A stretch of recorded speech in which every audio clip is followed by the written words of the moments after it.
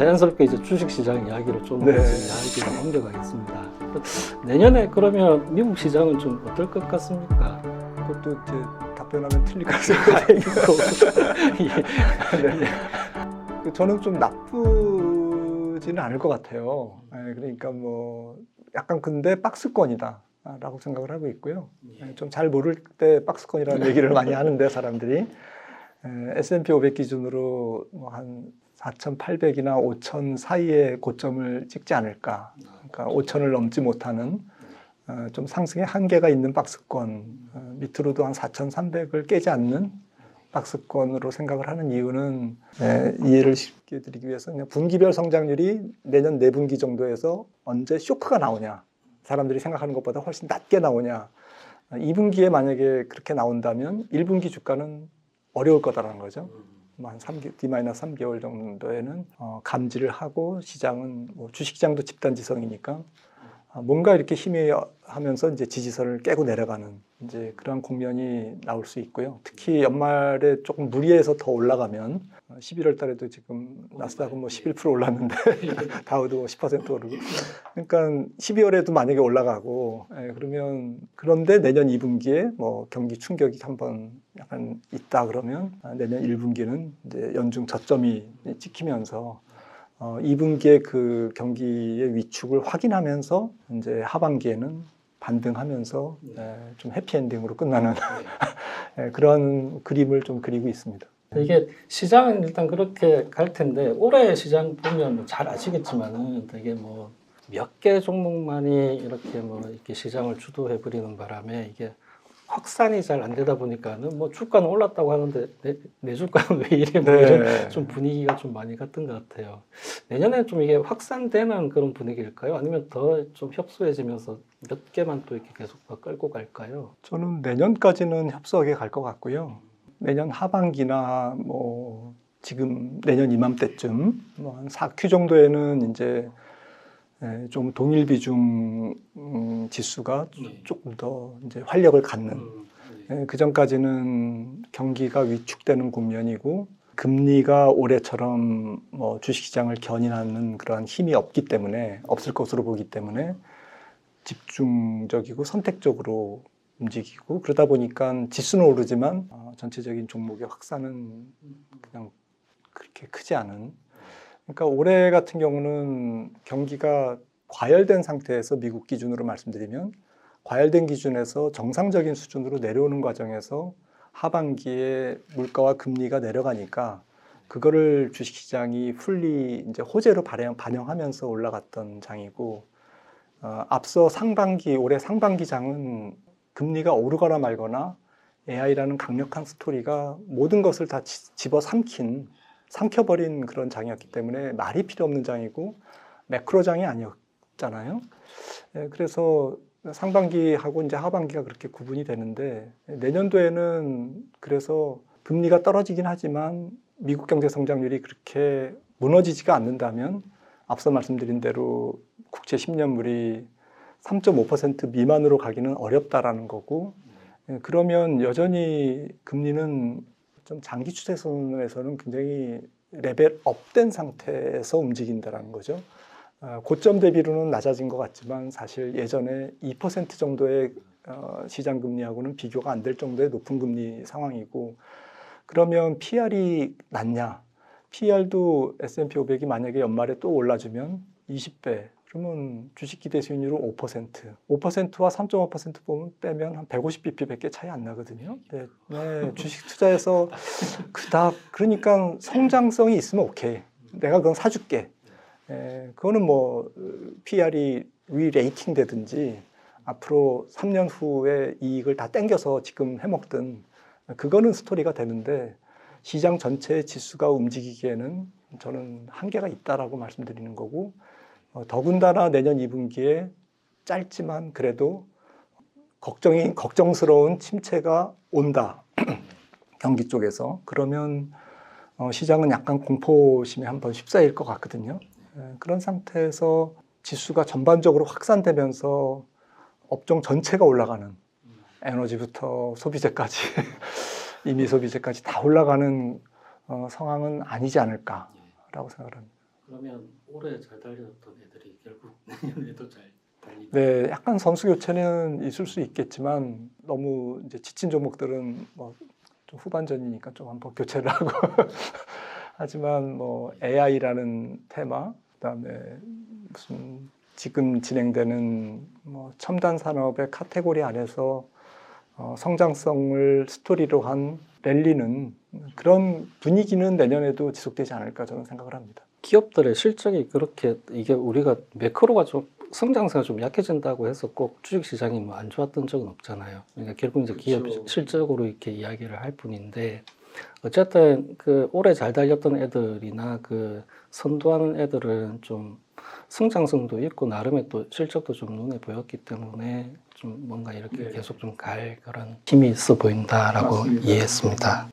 그러면 이제 드디어 이제 올해가 아니라 내년에 이제 한국 시장은 또 어떨지를 또 이제 이야기를 좀 나눠봐야 될 것 같은데요. 뭐 일단은 뭐 내년 우리나라 성장률부터 뭐 하면 뭐 2% 조금 넘을 거다 뭐 이렇게 이야기를 합니다. 뭐 여전히 낮은 성장률이다. 성장 모델이 뭐 그 정도밖에 이제 성장을 못하니까 뭐 그럴 수밖에 없을 것 같긴 한데요. 그러면 만약에 내년에도 미국이 그렇게 좀 뭐 어쨌든 간에 주가가 아주 그렇게 곤두박질 안 친다. 그리고 올해랑 좀 비슷하게 그런 어떤 주도주들이 계속 좀 더 갈 수 있다라고 한다면 결국 내년에도 우리나라에서는 좀 종목이나 섹터를 보신다면은 어디를 봐야 될까요? 그래도 반도체가 감산 효과가 조금 나오지 않을까. 뭐 메모리 가격이 많이 빠졌으니까 그동안 네. 일정 폭은 좀 반등해주지 않을까. 매크로랑 무관하게 감산 스토리로 감산에 대한 뭐 영향으로 이제 메모리 가격이 좀 반등하면서 우리나라 전체 주가 지수도 좀 하단을 저지해주는 그런 방어막 역할을 해주지 않을까 이렇게 생각을 하고 있고요. 올해와 마찬가지로 내년에도 조금 다양한 성장주들이 움직이지 않을까. 그러니까 미국에서 조금 색깔은 좀 변하겠죠. AI도 AI를 조금 응용하는 쪽이라든지 가령 산업의 융합 부문에서 뭔가 새롭게 떠오르는 분야도 있을 거고 뭐 그런 식으로 약간은 색깔을 다양화하면서 올해보다는 조금 세련되게 더 움직이지 않을까 생각을 하는데요. 그런 식으로 아무튼 성장주 계열에서 뭔가 꿈틀꿈틀 된다면 우리나라에서도 뭐 IT, ICT 소부장이라든지 성장주 계열의 주식들이 그러니까 4차 산업의 가지에 좀 붙어 있는 기업들이 소프트웨어든 하드웨어든 부품이든 장비든 그런 쪽에서 뭔가 움직이지 않을까라는 생각이 들고 있고요. 한쪽은 정말 처참하게 빠졌던 종목군들이 있습니다. 정말 반토막 대형주임에도 불구하고 뭐 3분의 1 토막 이런 종목들이 덜어 있는데 그런 종목들은 이제 개별 종목 성격으로 반등을 할 것 같아요. 한번 그렇게 빠지면 한번 반등하잖아요. 네, 근데 트레이딩 영역이고요.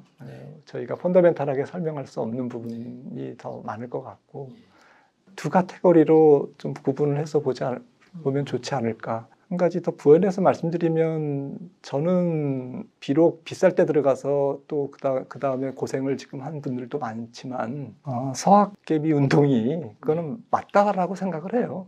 국내보다는 해외 주식 쪽에서 조금 더 다양한 종목을 고를 수 있는 뭐 기회가 있는 것 같고요. 가령 2009년 이후에 나스닥과 코스피를 비교해 보면 코스피는 한 2배 올랐는데 나스닥은 9배 올랐거든요. 그러면 나스닥은 정말 지금 거품 상태고 코스피는 말도 안 되게 저평가되어 있는 상태냐라는 질문에 대해서 반드시 그렇다고 얘기하기에는 조금 어렵거든요. 나스닥에도 물론 거품이 끼어 있겠지만 어느 정도 뭐 그런 기업들도 있겠지만 그 자체를 전체를 부정하기는 어렵다는 거죠. 그쪽에서는 지난 10년간 혁신 성장이 일어났고 전 세계에서 돈을 무지막지하게 버는 기업들이 화려하게 나타난 반면에 우리는 사실 10년째 2011년부터 우리나라 수출은 사실 월 500억에서 800억 달러의 박스권이거든요. 자동차가 좋을 때 다른 게 쉬고 반도체가 좋을 때 다른 게 쉬고 이러면서 앞서거니 뒤서거니 갔지만 결국에는 연간 수출액은 거의 대동소이한 상태에서 10년간 옆으로 기었거든요.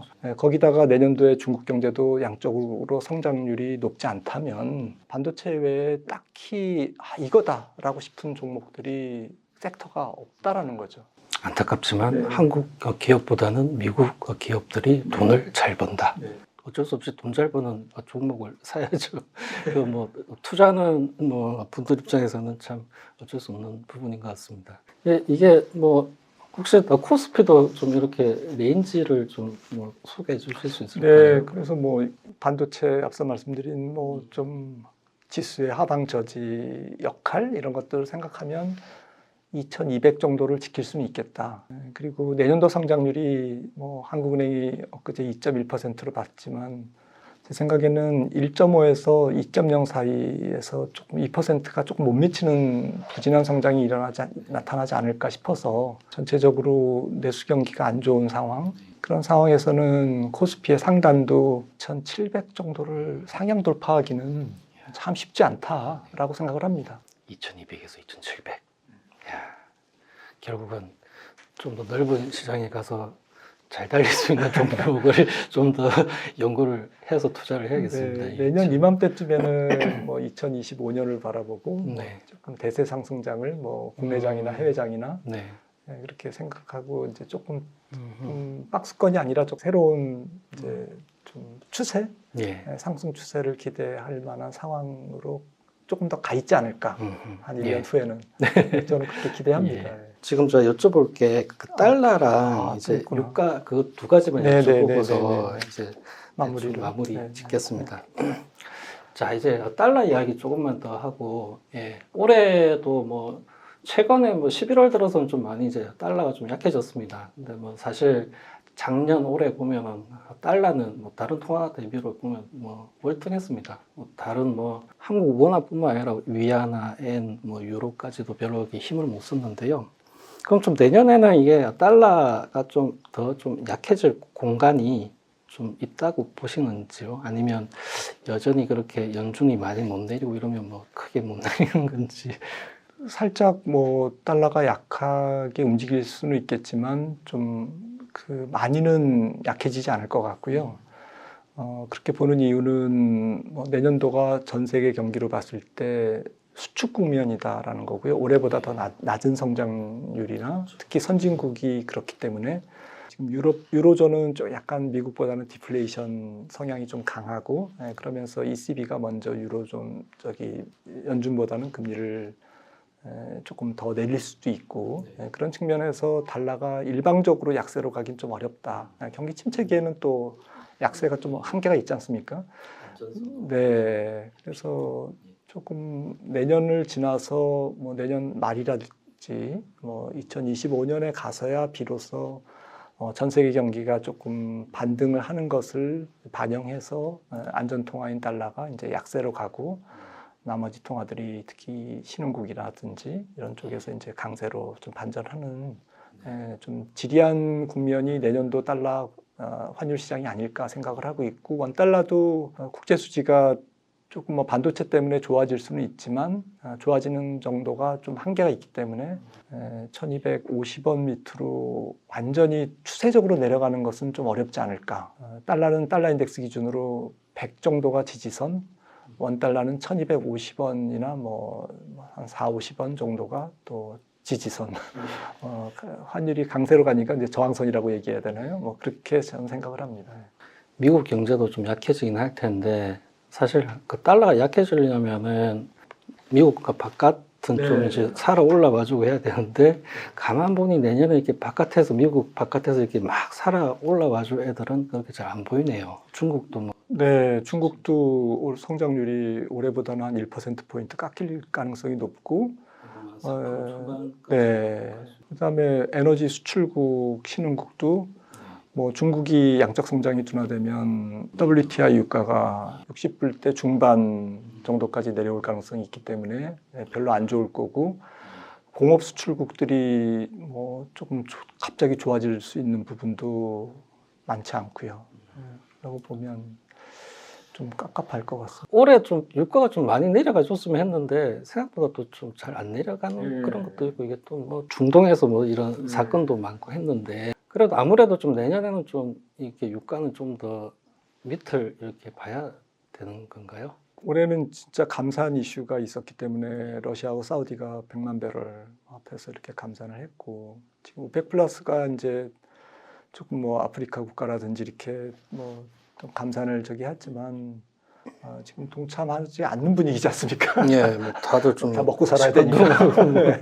예. 브라질도 오펙 플러스에 초청했지만 뭐 시큰둥한 분위기고, 전체적으로 오펙 플러스가 그렇게 결집력 있게 감산하기는 좀 어려울 것 같고요. 현실이 관찰해 보면 수요가 맞더라고요. 공급 요인은 일시적으로 조금 뭐 교란할 수는 있지만 그래도 이제 유가라는 가격 자체는 수요에 수렴한다. 근데 내년도가 이제 경기 확장기냐 수축기냐, 세계 경제 성장률이나 교육 증가율이 올라가냐 떨어지냐, 그대로냐라고 봤을 때 유가를 올릴 이유는 없다. 하지만 이제 뭐 꾸역꾸역 뭐 사우디와 러시아는 이제 감산을 조금 이어나간다면, 감산이 없다면 60불대 초반일 텐데 감산을 하기 때문에 60불대 중후반 아닐까. 물가에 이렇게 미치는 위험 요소는 좀 많이 상당 부분 네. 좀 유가에 의한 그런 위험 변수는 좀 줄어든다라고 우리가 봐야겠네요. 자, 오늘 우리가 준비한 이야기는 여기까지입니다. 오늘 박사님 소중한 시간 내주셔서 정말 감사합니다. 초대해 주셔서 감사합니다. 수고했습니다. 네, 감사합니다.